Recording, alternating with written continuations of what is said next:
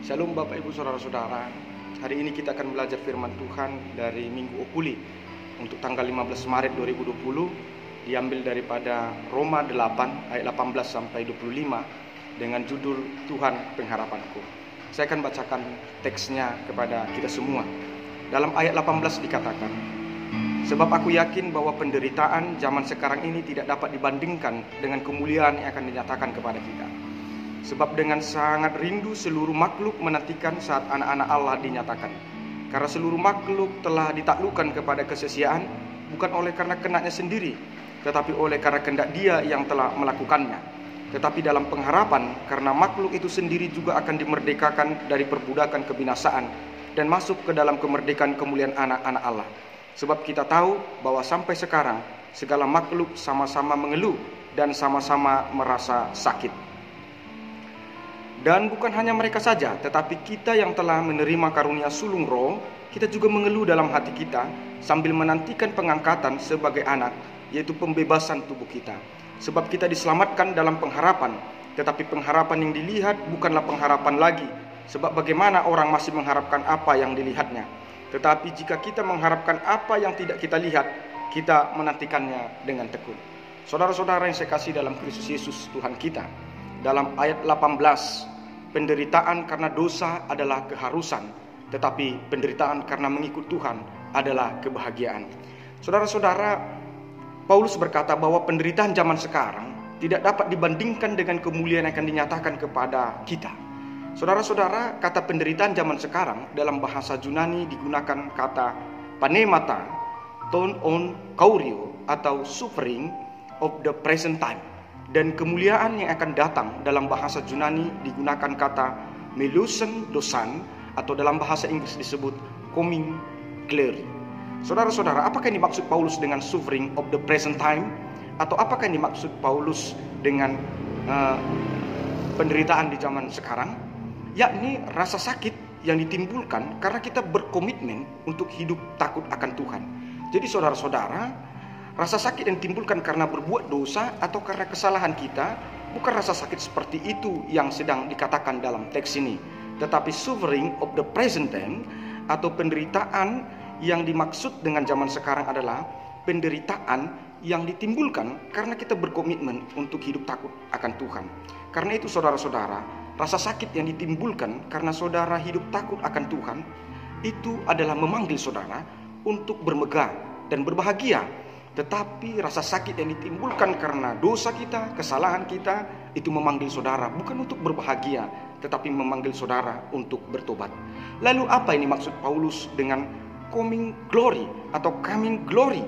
Yaitu upah yang akan kita terima setelah kita menderita karena kita mengikut Tuhan, yakni sorga yang kekal. Jadi ayat ini mengajak kita untuk berhitung secara rohani. Perhitungannya adalah engkau akan mendapatkan yang tidak kekal atau kesenangan dunia, tetapi engkau akan kehilangan sorga, yakni kesenangan yang kekal. Itulah perhitungan yang salah. Dan perhitungan yang benar adalah engkau akan mendapatkan sorga, kesenangan yang kekal, tetapi engkau harus menderita, yakni kehilangan kenikmatan duniawi yang kekal. Saudara-saudara, dalam ayat yang ke-19 sampai 21, Paulus memberikan perbedaan paradigma antara paradigma anak-anak Tuhan dan paradigma anak-anak dunia ini. Saudara-saudara, Rasul Paulus memaparkan bagaimana sih perbedaan pola pikir atau paradigma anak-anak Tuhan dan anak-anak dunia ini. Dalam ayat 19 sampai 21, Paulus dengan ringkas memberikan perbandingannya, di mana paradigma anak-anak Tuhan, mereka akan merindukan kedatangan Tuhan Yesus kedua kalinya, atau dalam bahasa Yunani disebut parousia, sebab pada waktu itulah segala upah dan jerih payah iman akan dibayarkan. Tetapi anak-anak dunia takut dan menganggap angker kedatangan Tuhan Yesus yang kedua kalinya. Karena itu dikatakan dalam ayat yang 19 dalam bahasa Yunani, higar aprokodika tes Christos ten apokolipsin ton hoyon ton theo apekedekai, atau the forerunners expectation of the creation, the revelation of the Son of God awaits.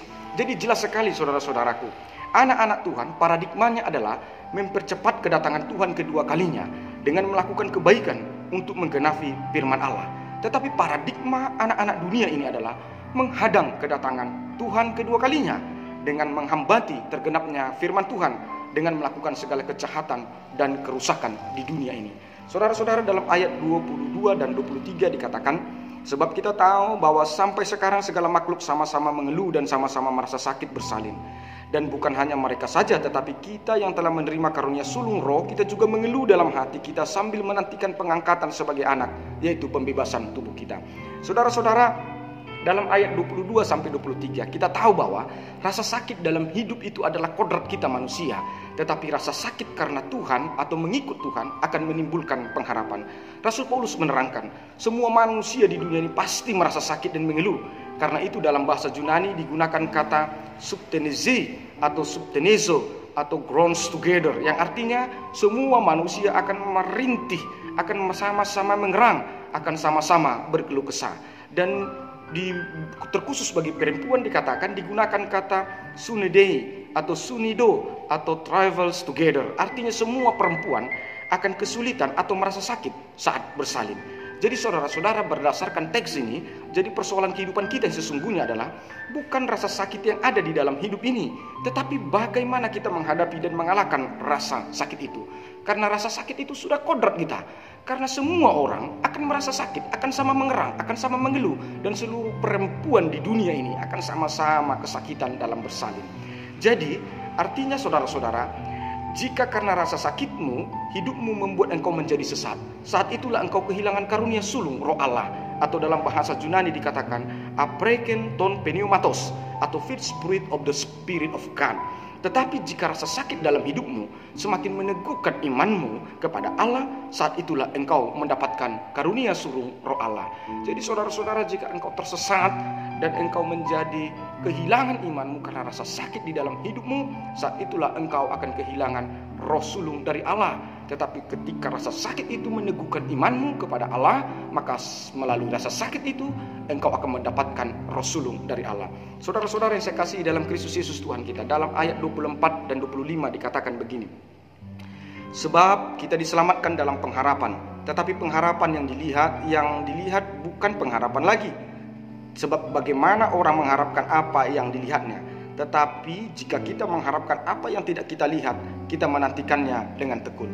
Saudara-saudara, dalam ayat 24-25 ada satu pernyataan yang sedikit menggelitik di dalam pikiran kita, yaitu mengharapkan yang tidak dilihat dan menantikan yang tidak dilihat. Apakah itu masuk akal? Saudara-saudara yang saya kasih dalam Kristus Yesus Tuhan kita, adalah sesuatu yang tidak masuk akal jika kita disuruh mengharapkan yang tidak kita lihat, apalagi kita disuruh menantikan apa yang tidak kita lihat. Mengharapkan yang tidak kita lihat dalam bahasa Yunani digunakan kata eideho o blepomen epinizomen, atau dalam bahasa Inggris dikatakan if however what not we see we hope. Dan kata menantikan yang tidak kita lihat dalam bahasa Yunani digunakan kata hupomones apedekometa atau pageant we await. Saudara-saudara, karena itulah iman Kristen bukanlah agama akali, tetapi agama rohani. Nah, saudara-saudara, kita akan belajar bagaimana Rasul Paulus memberikan redaksi beberapa kajian logika iman menurut iman Kristen. Yang pertama, kata mengharapkan yang tidak kita lihat dan menantikan yang tidak kita lihat memberikan 3 pesan teologis sekaligus. Pesan yang pertama, mengharapkan yang tidak kita lihat dan menantikan yang tidak kita lihat adalah pemberian Tuhan yang tidak bisa diberikan oleh dunia ini atau yang tidak ada di dunia ini. Karena itulah digunakan kata yang tidak terlihat atau what not see atau oblopement. Apakah itu? Damai sejahtera, sorga, kehidupan yang kekal. Karena itu saudara-saudara, itu yang tidak bisa dilihat dengan mata, itu yang tidak bisa dilihat dengan indera, tetapi itu bisa dilihat dengan iman. Yang kedua, pesan teologis yang kedua adalah untuk dapat merasakan dan mendapatkan pemberian Tuhan itu, kekuatan kita bukanlah kekuatan indrawi tentang apa yang bisa kita lihat dan tentang apa yang bisa kita dengar, tetapi untuk mendapatkan dan merasakan pemberian Tuhan itu, kekuatan yang kita gunakan adalah kekuatan iman. Lalu apakah itu iman? Rasul Paulus dalam suratnya kepada gereja Ibrani menerangkan iman adalah esteem de pistis, elpizomenon, hupostasis, pragmaton, eleskos oblepenon, is now fight of the thing hoped for, assurance of things, conviction not being seen. Iman adalah dasar dari segala sesuatu yang kita harapkan, dan bukti dari segala sesuatu yang tidak kita lihat.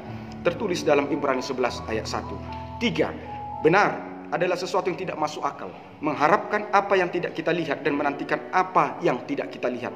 Tetapi menjadi sesuatu yang masuk akal jika ada yang menjamin, jika ada assurance dengan janji Tuhan tentang apa yang tidak kita lihat dan untuk kita harapkan dan kita nantikan tentang apa yang tidak kita lihat. Artinya, apa yang tidak bisa dibuktikan mata kita akan masuk akal dan pantas untuk diharapkan dan dinantikan jika di dalamnya ada jaminan atau janji. Jika jaminan janji atas apa yang tidak kita lihat oleh mata kita, dengan kata lain, ajaran ini menjadi masuk akal jika hidup Anda memegang, memiliki, dan menghidupi janji Allah. Tetapi ajaran ini akan menjadi tidak masuk akal jika hidup Anda tidak memegang, tidak memiliki, dan tidak menghidupi janji Allah. Saudara-saudara, kita akan merefleksikan teks ini. Nama minggu kita adalah Oculi, artinya mataku terarah kepada Tuhan. My eyes are directed to God.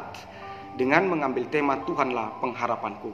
Oculi sedang berbicara kepada kita bahwa apa-apa yang tidak bisa dicerna oleh akal manusia, hal itu bisa dicerna oleh imanmu kepada Tuhan.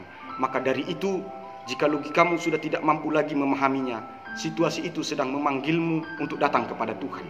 Karena apa yang tidak bisa dilakukan oleh indera dan akalmu, oleh imanmu kepada Tuhan, hal itu dapat engkau lakukan. Karena itu, Oculi sedang memanggil kita, semua orang percaya dalam alam semesta ini, untuk kembali dan tetap menjadikan Tuhan sebagai pengharapan dalam hidup kita. Sebab tidak semua hal yang terjadi dalam hidupmu dapat engkau pahami dan engkau pecahkan dengan logikamu. Jika engkau terlambat datang kepada Tuhan, maka bahaya stres, bahaya stroke, dan bahaya stop sedang mengintip dan menjerat jiwamu.